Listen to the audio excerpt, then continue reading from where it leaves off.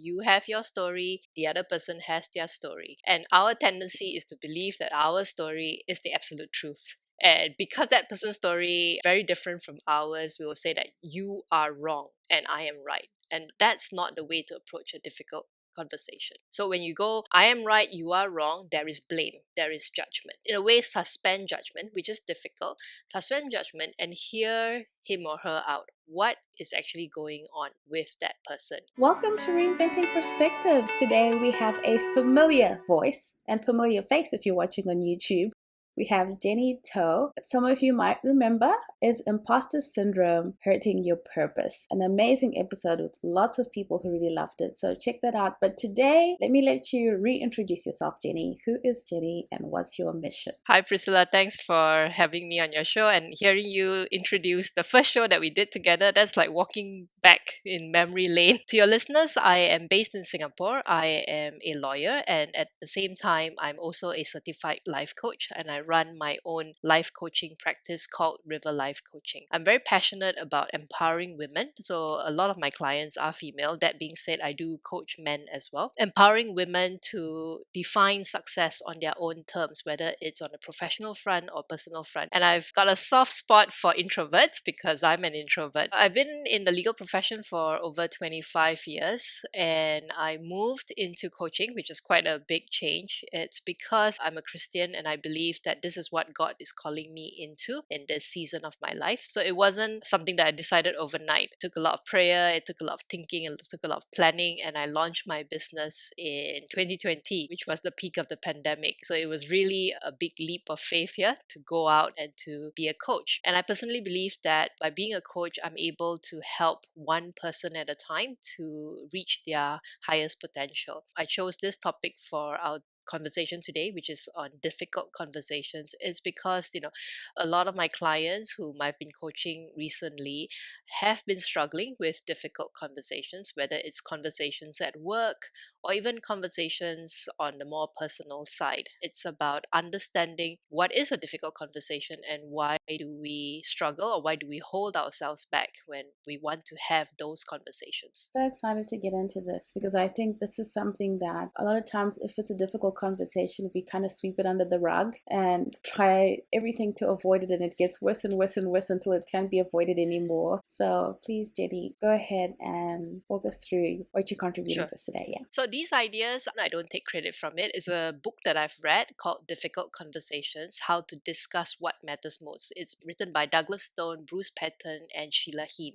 So your listeners can find it on Amazon. It's part of the Harvard Negotiation Project, and this book has been used by organizations, even by governments, when they are negotiating difficult issues. So it's that powerful. But the framework is quite easy to understand. I really believe that when we walk through the framework, it can be applied in any situation. And Priscilla, both of us are parents, so definitely we can use this when we have conversations with our spouse and also our children. The framework of a difficult conversation, what is really at stake here? So if you think about having a difficult conversation with your boss, there's a lot of feelings of anxiety or maybe even stress. You don't want to have it, but if you don't talk to your manager about it, the problem is going to be there, it's going to stay there, and it's not going to go away. So a lot of us try to sweep it under the rug, or run away from it, or having a difficult conversation the wrong way by getting too emotional, putting the other party on the defensive. So this book actually gives examples of what goes wrong. When you want to have a conversation, how do we think about it? The first thing, there's always an event that leads to that conversation. So let's say, for example, you're going to have a performance review conversation. So you, as the manager, want to give not so positive feedback to your direct report because he hasn't been performing that well. So you have that situation. And how do you go about doing that? You have your story, the manager's story of why this direct report isn't performing up to standard. And then the direct report, if he's not very self-aware or he takes a different view, he's thinking, I've performed so well, and yet my manager's not giving me the recognition that I deserve. So this first part here, the beginning part, is the what happened. The manager thinks that the direct report is not performing well. The employee feels that the manager is not recognizing his achievements. So you can see there's the truth to both sides because it's all about perspectives, right? Maybe the manager has too high standards. Maybe this guy is not self-aware and he thinks he's been doing well. So this part is called the what happened part of the conversation. Then we move to the second part is the feelings part. So the manager may be feeling frustrated, a bit disappointed with the employee for not performing up to his expectations. Also thinking how can he boost his morale or how to motivate him. So there's a lot of feelings about should I have done better as a manager, perhaps even feeling angry at the direct report. So there's a lot of feelings going on there on the manager's part. And the direct report will have some feelings as in I'm not appreciated and he's disappointed. He didn't get the promotion that he thought he was going to get, and maybe he feels misunderstood. So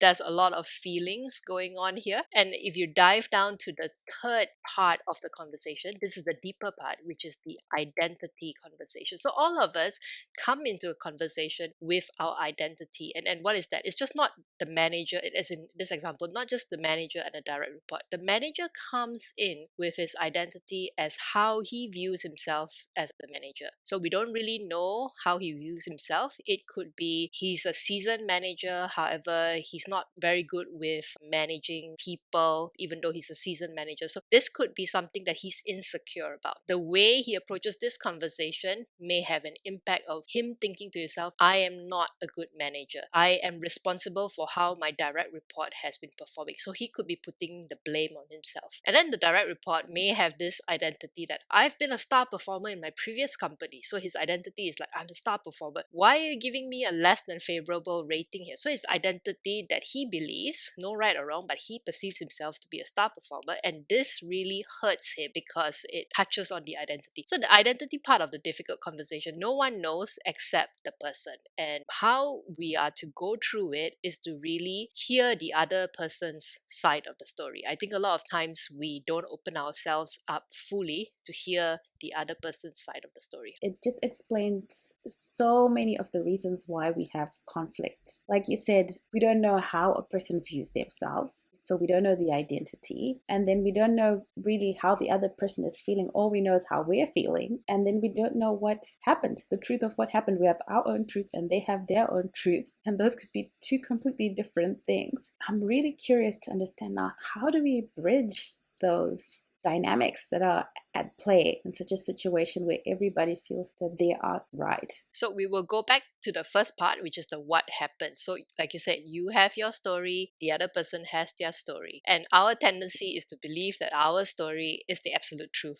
Because that person's story was very different from ours, we will say that you are wrong and I am right. And that's not the way to approach a difficult conversation. So when you go, I am right, you are wrong, there is blame, there is judgment. What this book suggests is that instead of saying I'm right, you're wrong, you open yourself up to understand what the other person's story is. So in a way, suspend judgment, which is difficult. Suspend judgment and hear him or her out. What is actually going on with that person? Why is that person saying these things? So it's not about blaming. It's about both of us contributed to this situation. So the manager in this example contributed to the performance review conversation. The direct report also contributed to the performance review conversation. And the underlying thing here is to understand your contribution. So it's not a 50-50 contribution. So if the direct report is really not performing, then his contribution is more. But it's not to put percentages on who contributed more to the issue. It's just to seek understanding and to see what's the solution going forward, as opposed to blame when you judge and you're looking back and you're saying it's your fault, so I'm not responsible at all. The way forward in this part of the what happened conversation is to understand, actually, did I give him enough guidance? Did I set clear expectations for him? So it's not casting doubt on yourself. It's just to get a more objective view, like, okay, maybe I should have been clearer in this. Maybe, I should have followed up a bit more since he's still quite new to the organization. And then the direct report, if he's taking this approach of assessing the situation, should say that I want to hear what my manager said. He did say some good things about my performance, and maybe I have blind spots that I'm not aware of. So you see, both parties are now more open to understand, either party's side of the story. That's such a key thing, suspending judgment and understanding that no one is to blame. Well, Jenny, you tell me, maybe in Singapore and the corporate environment's a little bit different, but it's almost as if there must always be somebody to blame. I think that's just human nature, Priscilla. And in a work environment, it's almost like somebody's got to be tagged with, this is why this is happening. Priscilla, let's play with this, something a bit more personal. It could be a marriage conversation or a conversation between partners. So it could be, a long day from work. Both of you come back home from work and you're thinking, okay, I don't want to fix dinner, let's just go out. Whereas your partner may feel that I'm tired, I don't want to go out, why hasn't she fixed dinner? So both sides of the story. This would definitely feed into the feelings part, the second part of this, as in like, I'm tired and he still expects me to cook. And then, your partner will feel that I'm tired and I just want a nice home cooked meal. So you can see what are the feelings there. Both feel unappreciated. Maybe the wife feels a bit taken for granted. The husband also, since he feels that I've worked so hard today, I really had a very stressful day and I just want to sit home and relax. If you're not aware of your own feelings, taking responsibility for your own feelings, and if the other person is also not aware of his or her feelings, you are hijacked by your emotions and you just go on autopilot and you just start again the blame game, right? It's like, I'm so tired, how can you expect me to cook dinner? That he's like saying, I have a difficult day at work, I'm not asking you to cook a 3-course dinner, let's just put frozen pizza in the oven and microwave it. How hard is it? And you can imagine how the conversation would escalate. It's like, okay, you can put the pizza in the oven, right? Why does it have to be me? So, if you're not aware, it can just spiral. And what is the identity conversation here? The woman probably feels that, is he expecting me to be a working professional and a grade A wife and mother? Is touching at her identity of being a wife and mother. And then for the husband, he's like, oh, is she not respecting me as her husband? So that's the deeper level. The surface level is just, who's going to prepare dinner or where we're going to have dinner. The deeper level here is, in this marriage, is it an equal partnership? Why is he expecting me of this? Is he taking me for granted? Am I good enough a wife and mother because I don't prepare dinner? And he's thinking, why isn't my wife respecting me? Am I not a strong enough husband? So that's the deeper one, which you don't say to each other in a normal fight. But when the fight gets escalated, then you can see more of the identity part of the conversation coming up. Just a quick ask. If you're finding this information helpful, please share it with someone that you know would love this conversation and would find this information beneficial. Thank you again for listening in. And let's jump back into our conversation. How do you develop that self-awareness in interacting with other people and in relationships? I think it's about, I know this is a word that's commonly used nowadays, it's about empathy for yourself, and also being aware of where you are right now, your emotional state, your state of mind when you're in this situation. That's one. Understanding yourself and then understanding the other person. And if it's a personal relationship, you care about that person. So remind yourself the underlying thing here is that you both care about each other. So starting from a place of empathy and a safe space where both of you care for each other. On the professional front, you come from a place of trust. I know a lot of organizations, people say that they leave their manager because they don't like their manager. But when you want to have a difficult conversation, come from a place of trust, saying that I trust that this person wants to help me to be the best employee that I can. And the manager also has to trust that this employee is putting his best. Look for the good in people instead of straight away going into the blame and saying I'm right and you're wrong. So it comes with intention as well, that you're intentionally wanting to have this conversation because it's important. And also in your mind, what is the desired outcome here that you want? It doesn't mean that your desired outcome is the correct one, but at least have it clear in mind. What is it that you want from here? Maybe that manager wants his direct report to improve. It's not to fire him or anything. He just wants him to improve. And the direct report just wants his manager to recognize his efforts and to maybe speak to him in a different way about his areas of growth. So, what is that outcome? So, it's about intentionally coming into the conversation with a desired outcome, understanding where you are emotionally and mentally, and also trying to understand where that person is coming from. Where does power dynamics come into that? Because sometimes when you think about the communication between a manager and their subordinate, how do you navigate power within that communication? So if it's not a balanced one, if people are not on equal footing, it comes back down to trust. Your manager, in a way, like you said, may have more power than you. However, do you trust your manager that he has good intentions? So maybe you may not know that for sure, but that's your starting point to say that, okay, I want to believe and I believe that my manager has good intentions coming into this conversation. This tactic is not so much about negotiation. Definitely, if both people are calmer and they understand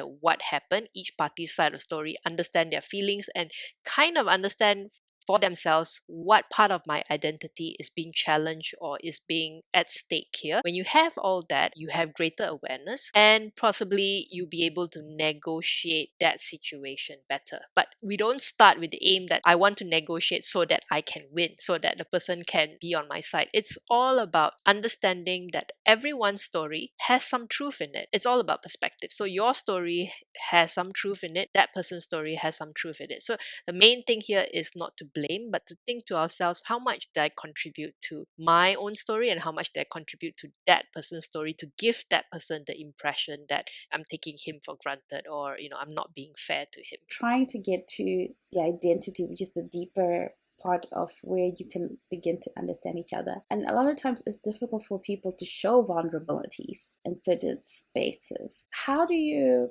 perhaps coach even clients who are not comfortable with showing that vulnerability so people can know the identity or can understand another person's identity? So for the identity part, Priscilla, we don't have to show the identity to the other person that we're talking about. So in a typical coaching session, let's just say I'm coaching someone who said my manager doesn't appreciate me, doesn't understand me, is not fair on me. So it's the what happened part. So we'll definitely dissect what happened from her side of the story. And because I'm not coaching her manager, I can't really know. So it's more like I can only hear what she's saying of the other person's side of the story. But to understand the what happened, then after that to go down to how is this situation making you feel, to assess the feelings, to process the feelings, and maybe any thoughts or assumptions that she has. Once that has come out, in a way, I can pick up certain themes. So it could be because she herself feels that she's not good enough. I mean, imposter syndrome, right? So underlying all that, it could be she herself doesn't feel that confident. So that's the identity part